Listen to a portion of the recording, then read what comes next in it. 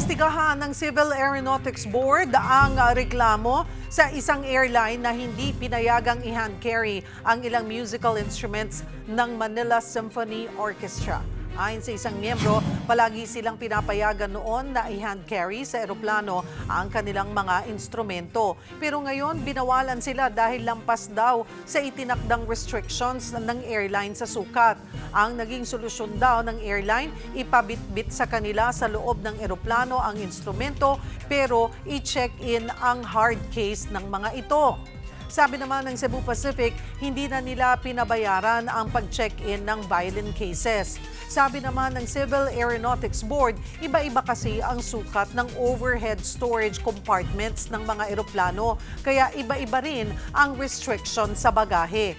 Gayunman, kukunin pa rin daw ng CAB ang panig ng bawat kampo. At kung mapatunayang may pagkukulang ang airline, pwede itong magmulta ng hanggang 2 milyong piso o kaya'y masuspindi o matanggalan ng prangkisa alinsunod sa Air Passengers Bill of Rights.